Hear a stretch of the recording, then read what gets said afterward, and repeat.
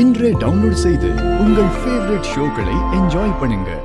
உங்களோட லவ்வுக்கு உங்களோட அண்ணி எவ்வளவு சப்போர்ட்டா இருந்தாங்க? ஏன்னா ஃபர்ஸ்ட் அவங்ககிட்ட தான் நீங்க சொல்றீங்க, அண்ணன் சொல்றதுக்கு மேல. எங்க அண்ணி தான் மெயின் பில்லரு. ஆக்சுவலா அவ்வளவு அடமெண்டா இருந்த ஒரு ஆளு 6 மாசமா கொஞ்சம் டிஸ்டன்ஸ்லாம் கீப் அப் பண்ண ஒரு ஆளை எப்படி கொஞ்சம் கொஞ்சமா கரைச்சாங்க அவங்க அண்ணி? பேசி பேசி கரைச்சிட்டோம். பேசுறது ஒரு பக்கம். நான் சாப்பிட மாட்டேன், போய் ரூம் கதை சாத்திப்பா அண்ணன் வந்தோடனே. சாப்பிட்டுச்சா, ஆனால் பேச மாட்டாரு. ஆனால் அண்ணிக்கிட்ட கேட்பாங்க, பாப்பா சாப்பிட்டுச்சா, அவங்க இல்லைன்னு சொல்லுவாங்க. ஸோ கண்டினியூவாக இதே நடந்துகிட்டே இருந்தது. அவருக்கு அவர் என்ன தாங்கினவர் இல்லை. அப்போது நான் கஷ்டப்படுறது அவர் பிடிக்கல. மெயின் ரீசன் அதுதான். ஜாஸ்தி அதான் அஃபெக்ஷனால அது அக்செப்ட் பண்ணியாச்சு. பாசத்தால ஜெயிச்சது ஓப்பனா. ஸோ எங்களுது லவ் கம் அரேஞ்ச். ஓகே, நீங்க லவ் சொல்லிட்டீங்க, அவங்க கொஞ்சம் டைம் வேணும்னு கேட்டாங்க, கொஞ்சம் டைம் எடுத்துச்சு. அந்த டைம், அந்த மீன் வெயில் எப்படி இருந்துச்சு உங்களுக்கு அந்த டைம்? என் நண்பரை இழந்தேன். ரொம்ப நாள் நாங்கள் இழந்தது சொல்லிக்க முடியாத வருத்தம். அது எப்படின்னாக்கா, ஒவ்வொரு பிக்கப்பும் எல்லாமே எங்களோட பிஸ்னஸில் பார்த்தீங்கன்னாக்கா உடனே கால் எனக்கு தான் வரும். நீ போகலாம், அடுத்து நீ இது பண்ணு. அப்படியே உடனே நான் ஃபோன் பண்ணக்குள்ளலாம் ஃபோன் பண்ணாத மாரி ஆயிடுச்சு. நிறைய இழப்பு, அப்படியே மனக்கசப்பு வந்துருச்சு. மனக்கசப்பு, அந்த ஃப்ரீடம் இல்லாமல் இருந்தது. அங்கேருந்து அந்த ஃபோனும் உடனே வர்றது கிடையாது. ரொம்ப தாங்க முடியாத வலி இருந்தது நிறையா.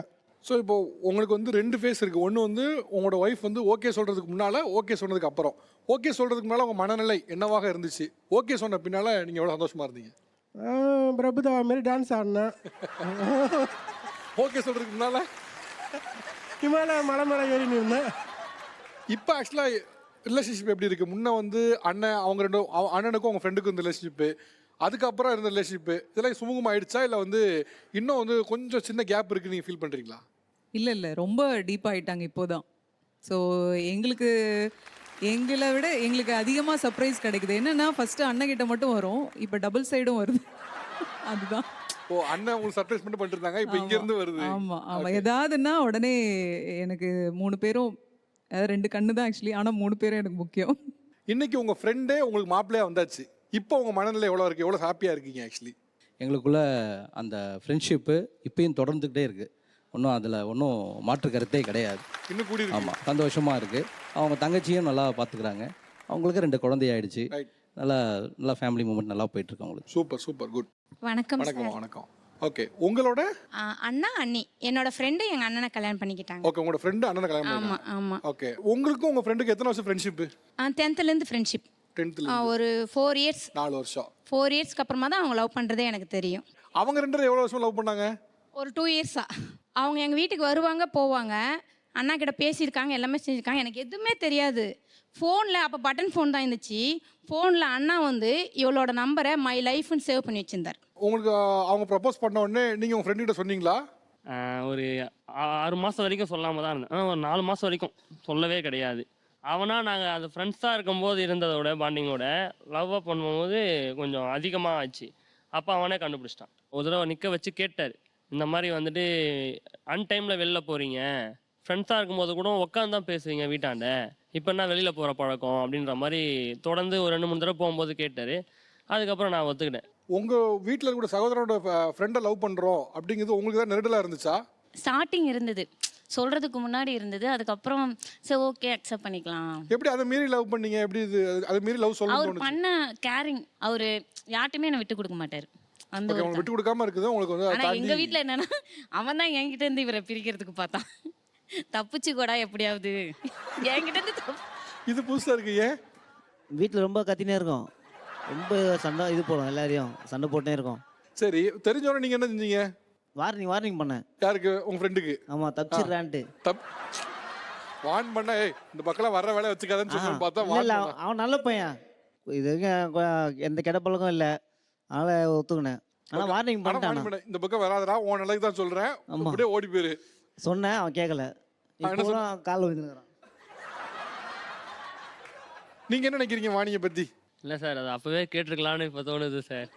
அடப்பாவி, நான் சும்மா தான்ப்பா கேட்டேன். நான் உண்மையில சார், நான் 2-3 இடத்துல நினச்சிருக்கேன் சார். லவ் பண்ணிட்டு அப்புறம் இப்போ அப்பப்போ சண்டை வரும்போதெல்லாம் நினச்சிருக்கேன். அவன் அப்போவே சொன்னான், அப்படியே போயிருக்கலாம். திரும்பி இதெல்லாம் முடியாதுன்னு சொல்லி நீ சொன்னதெல்லாம் வேஸ்ட்டுடா, அவங்க அக்கா நான் புரிஞ்சுக்கிறேன், நான் பார்த்துக்கிறேன் அப்படின்ட்டு வந்தோம் பார்த்தீங்களா சார். சண்டைனா அந்த மாதிரி சண்டை சார், தரமாக போடுவாங்க.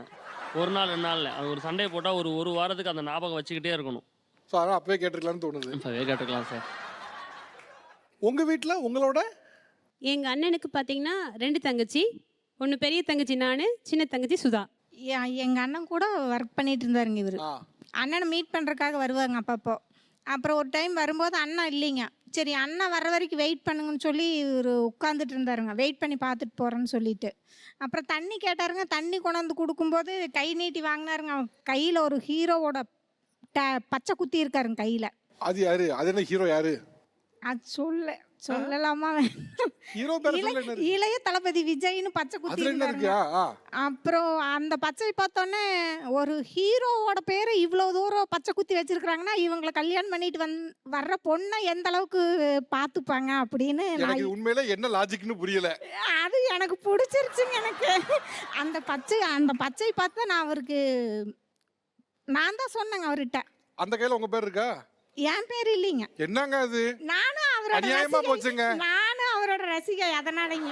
அதுக்காக அப்புறம் கையில் பச்சை பார்த்துட்டு நானா யோசிச்சு அவர்கிட்ட சொன்னேன், இந்த மாதிரி கையில் பச்சை குத்தி இருக்கிறீங்க, யாரோட பேர் அப்படின்னு தெரியாத மாதிரி கேட்டேன். அதுவா, நான் விஜய் ரசிகருங்க, அதனால பச்சை குத்தி இருக்கிறேன் அப்படின்னாரு.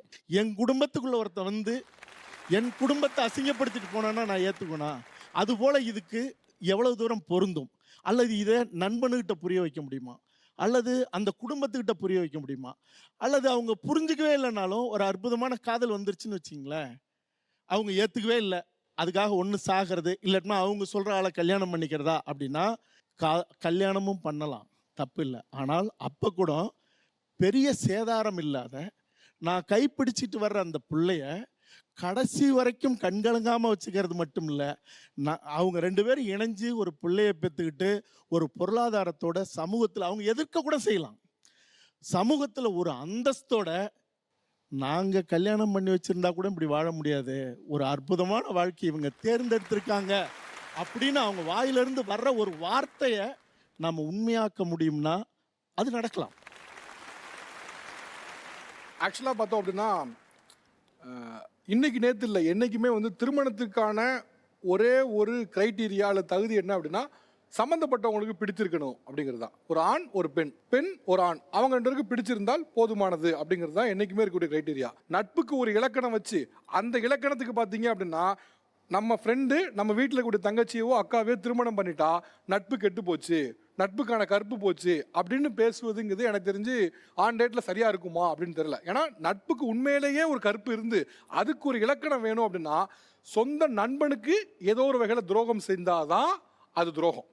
மற்றபடி வீட்டில் இருக்கவங்க திருமணம் செய்வது எப்படி துரோகமாக மாற முடியும்?